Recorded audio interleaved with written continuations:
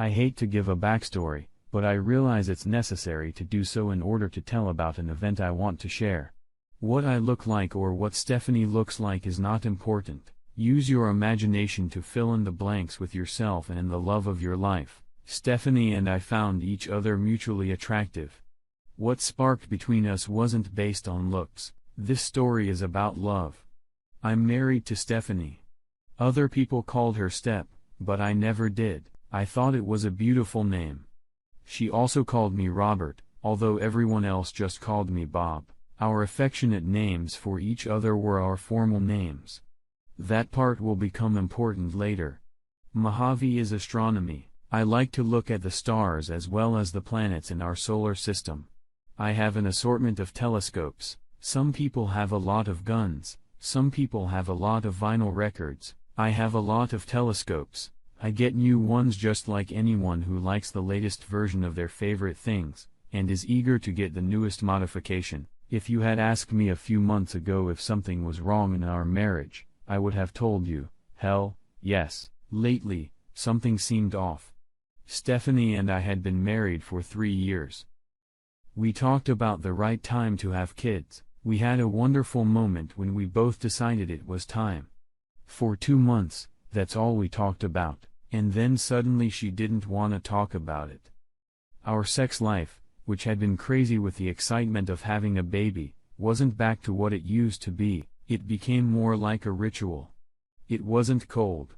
The sex seemed mutually satisfying, but the passion wasn't there. And then 3 weeks ago, the sex just stopped. I assumed it was because of female issues I could never understand, or because she changed her mind. Both of my theories were wrong.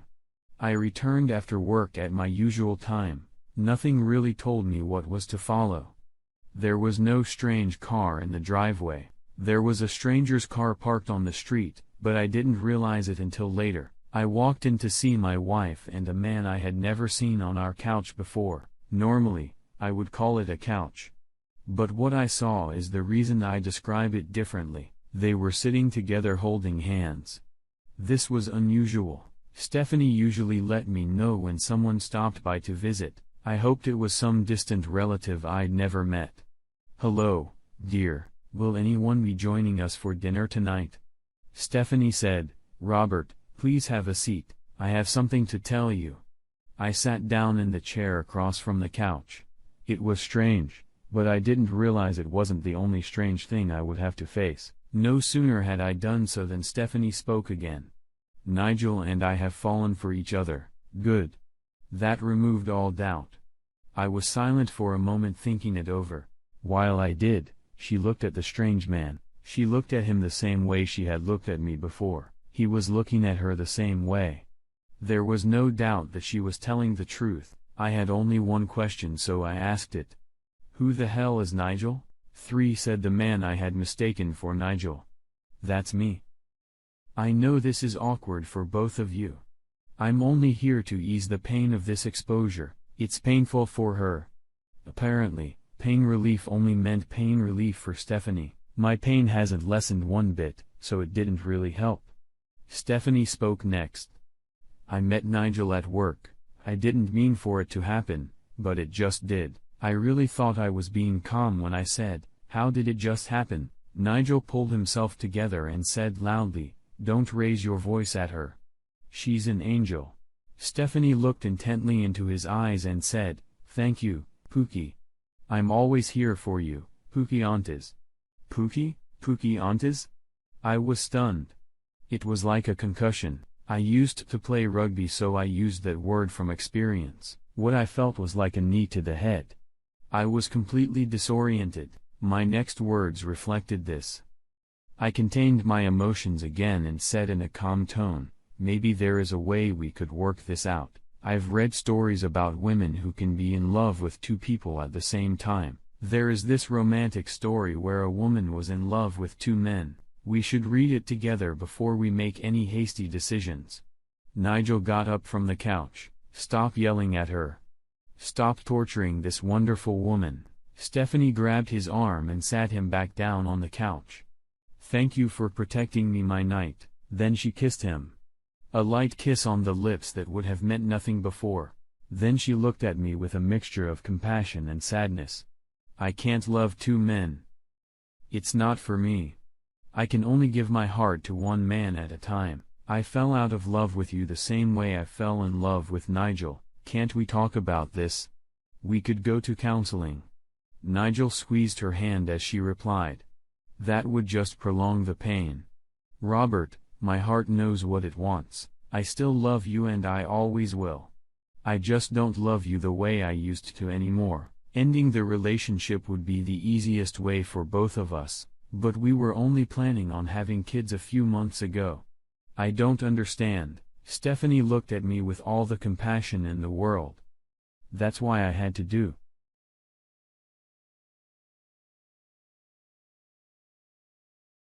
They will be our favorite babies. Oh, Pookie. She replied. They rubbed their noses gently against each other. I really didn't think they could do anything more disgusting if they tried. I was about to speak when Stephanie looked at me and spoke first. Robert, I know this is hard, and thank you for being so supportive during what I know is a painful time for you. I'll be back later to get my stuff, and I really hope we can talk as friends. I was still wondering how my calm demeanor was somehow interpreted as supportive while they both got up and walked away.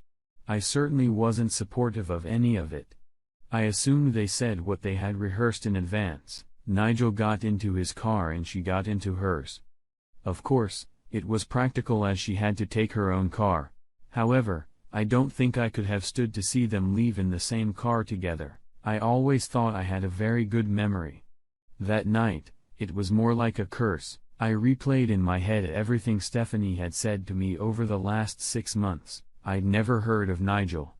I had no idea who he was. She'd fallen in love with someone else and had an affair, and I'd never had a clue. How could I have missed it? Surely there were signs, as I mentioned earlier, that something was wrong. Now I could put all these things in context. She had fallen out of love with me, which explained her refusal to have sex. She had completely disconnected me from her bed for the past 3 weeks. I concluded that this was around the time she and Nigel realized their mutual desire. She said she could only have one love at a time. That's when she probably gave him her heart and body. I was still trying to make sense of it all when I got the call from the hospital. Stephanie had been in another car accident. Yeah. Another one. Stephanie was always too impatient. A year ago, she rear-ended someone on her way home from work when traffic came to a sudden stop. Physically, she was fine, but emotionally, she was shaken.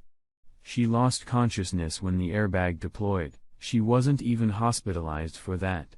This time was more serious. E was taken to the hospital because she was unconscious when the EMTs found her.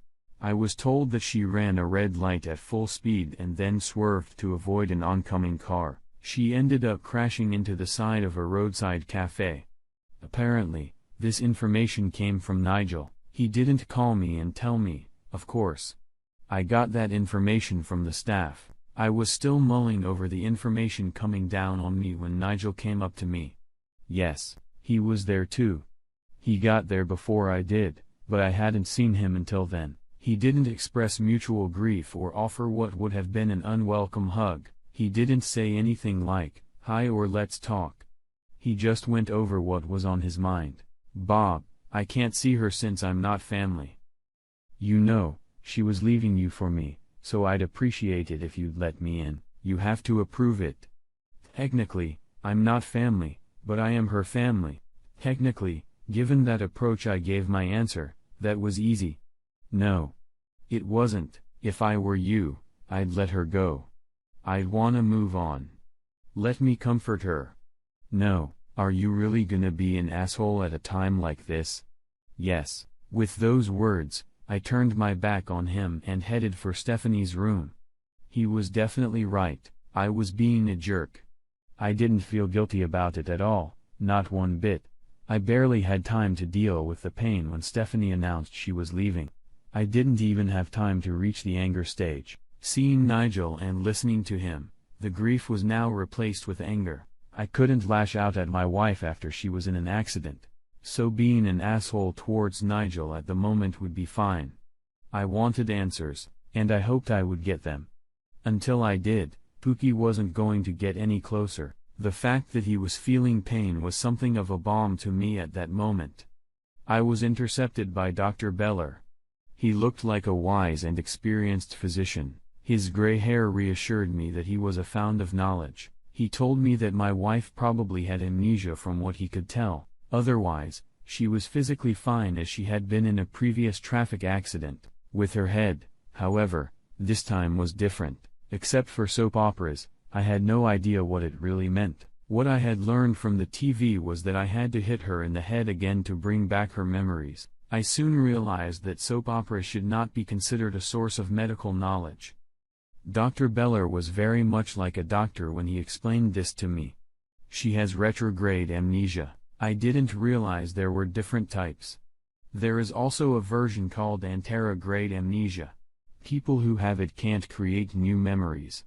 Have you ever seen a movie called 51st States? Yes, it's actually a criminally underrated Adam Sandler movie.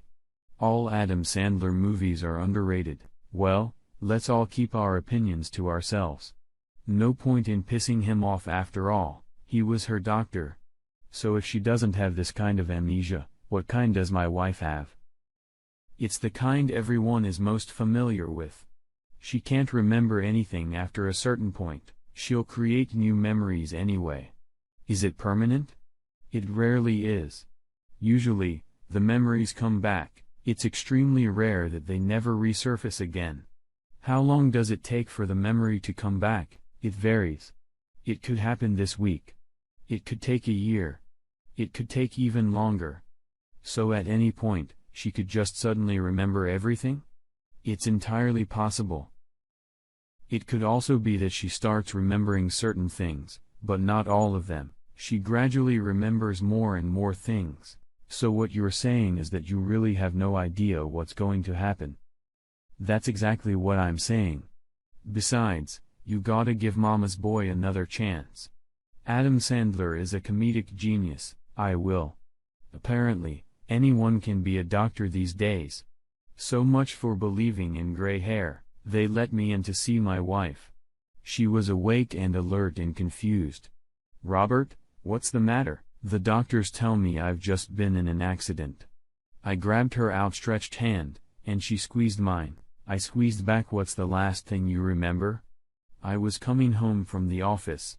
The car in front of me stopped, but I didn't hit the brakes in time. Her memory seemed to go back to an accident that had happened a year before this. It was before Nigel as far as I could tell. I also wondered if her memories went back to another accident. Had she had some serious injury then that the doctors hadn't discovered? Or was it a coincidence? Those thoughts should have been discussed with the doctors another time or not. Right now, I was preoccupied with something else. Stephanie, you had another accident the day you left me. I left you. Why would I ever do that? You told me you were in love with Nigel. Nigel? Who the hell is Nigel? He's someone you know from work. I don't know anyone at work called Nigel. That was interesting. Either Nigel was new there, or she lied to me about how they met. Look, I don't wanna worry you.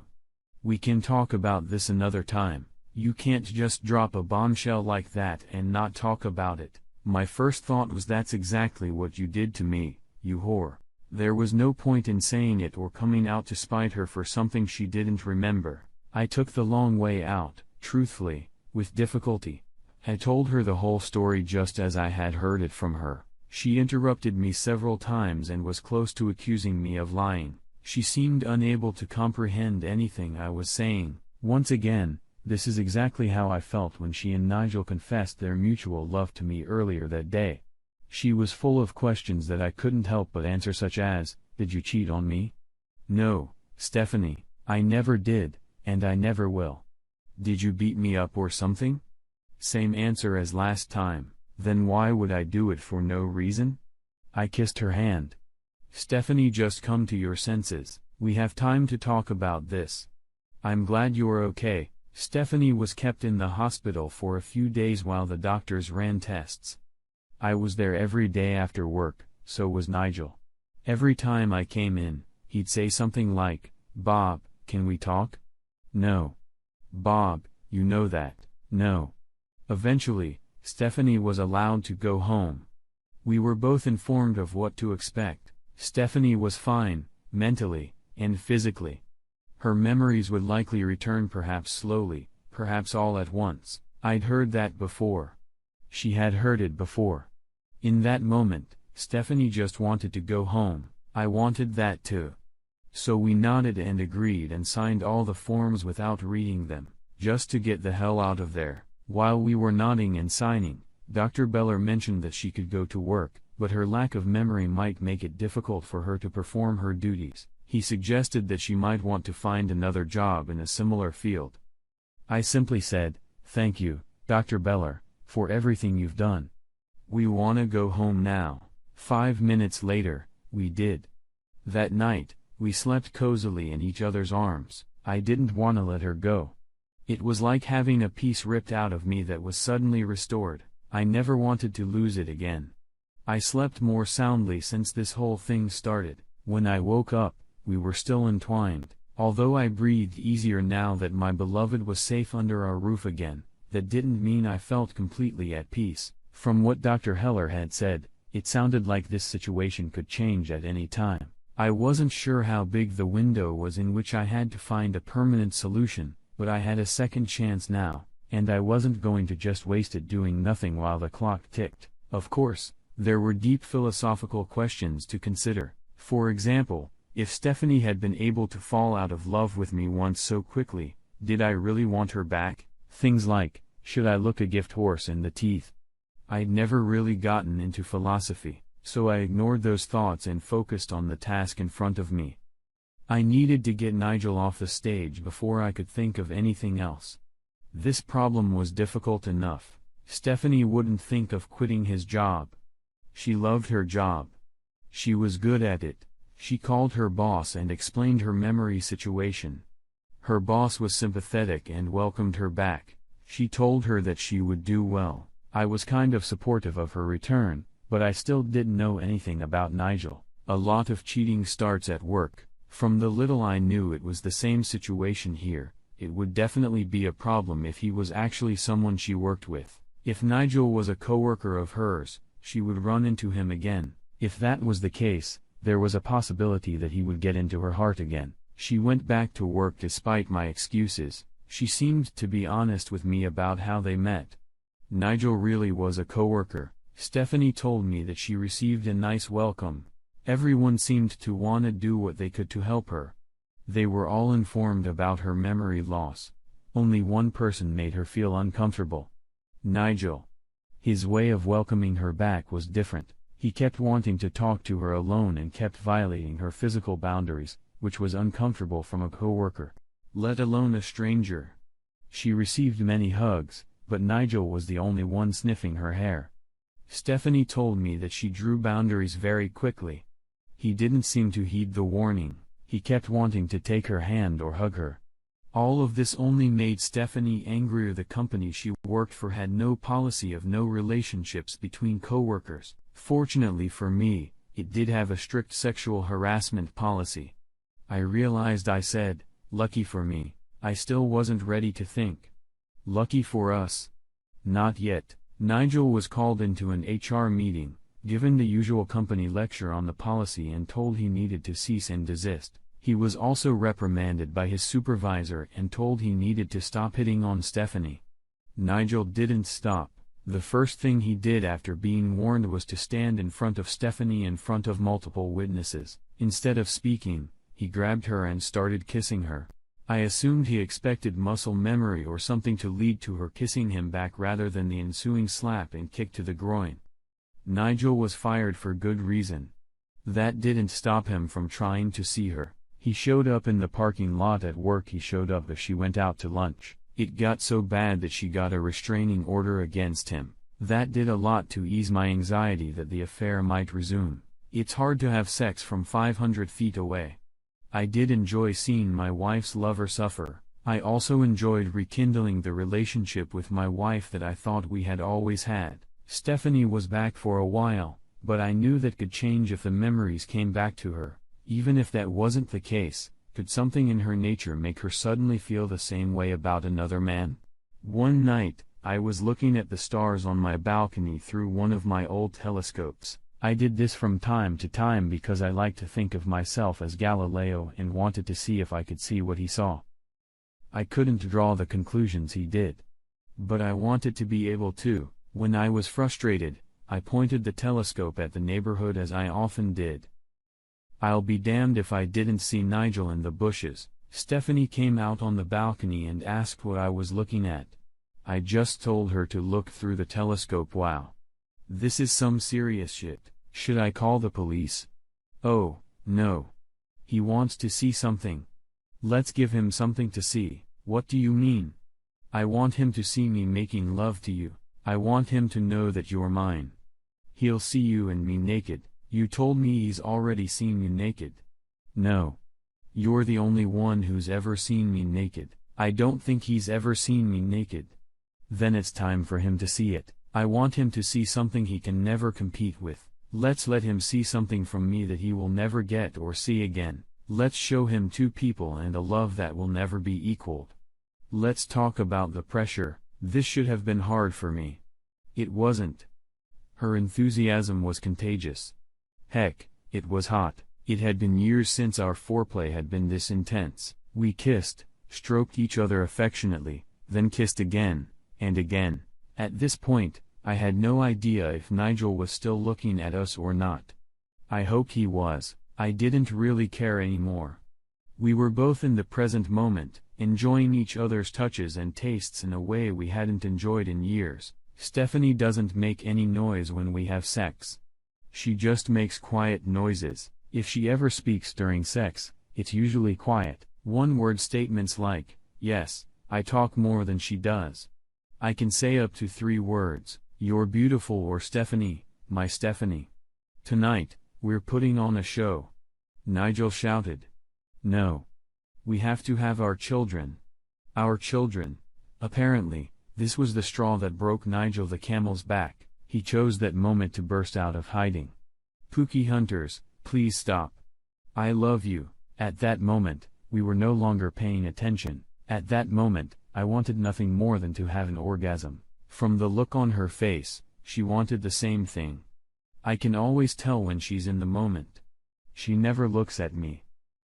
Her eyes look anywhere, but at me. Nigel, realizing that his words were barely audible, decided to make a nonverbal statement with an action. This statement was made by breaking our glass door. He really could have just opened the door. It was unlocked. I assumed he wanted without wasting time to find out. Despite what we see in the movies, it seems throwing your body full force into a window pane doesn't leave you unnoticed. Judging by the screams, it seems to hurt as well.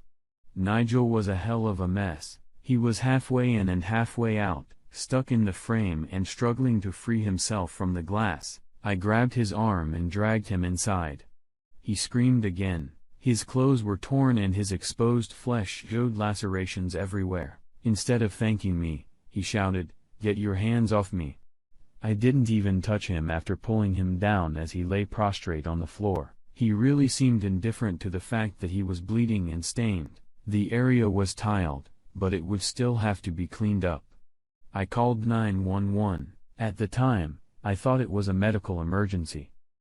Nigel looked like he had lost the battle to the chainsaw. However, after talking to the 911 operator, I realized I was also reporting a crime. I lived in a town where reporting a crime could result in the person reporting the crime being arrested or shot. Let's just call that city Baltimore. It was one of those situations where I could have been handcuffed and spent the night in a cell because the police just arrested everyone at the scene and let the court system handle the incident. 2 police officers arrived. One was a rather large and imposing fellow. The other was a smaller woman, and I got the feeling that you didn't want to mess with her. While Nigel and I were told to lie down and keep our heads down, Nigel tipped the scales in my favor again. While we were both being handcuffed, he shouted to Stephanie, "Pookie Antes. I'm coming back to rescue you." The larger police officer was Officer White Cloud. That was all he and his partner needed to hear. I really hoped that someday he would be promoted and eventually become Chief White Cloud. When the dust settled, the court decided that Nigel had violated the restraining order. He was also guilty of breaking and entering. Nigel was going to disappear from our lives for a while. It didn't hurt when Officer Whitecloud took the stand where he mentioned Pookie hunters in front of the most liberal judge that could have presided over the case. Did I mention that the judge was also a woman who hated stalking? At that moment, I wanted to kiss her, but I didn't want to test fate. Nigel went to prison. Oh, not forever. He got a sentence of 2 years and served 3 months. It was still an unexpectedly harsh sentence. He was now a criminal. That would put an end to his future. It looked like he finally got the message because there was no more communication from Pookie. That was one problem that could be done away with, but there was still a time bomb bringing back her memories. I selfishly didn't want that to happen. Considering how she was thinking about Nigel now, I don't think it would be good for her either. Nevertheless, we had to move on, ready for it. I had no doubt that if it ever happened, we would be together. I also had no doubt that it would be a complication we didn't need. That's where my story ends. In my opinion, they live happily ever after. This story is best appreciated as a humorous story, which it should be. However, I realize that some readers will find this story unfinished because the reasons for this novel were never explained. I didn't explain it because I don't know the reasons. I used a collection of real-life experiences to describe Stephanie's thoughts when she decided to leave him. I know this that just from experience in my own life, as well as talking to women and men, the "I just fell in love with him" explanation has happened more than once. If anyone finds this story incomplete, I already know in my mind what will happen if she regains her memories. It will still be a happy ending that will involve therapy, counseling, and arguments.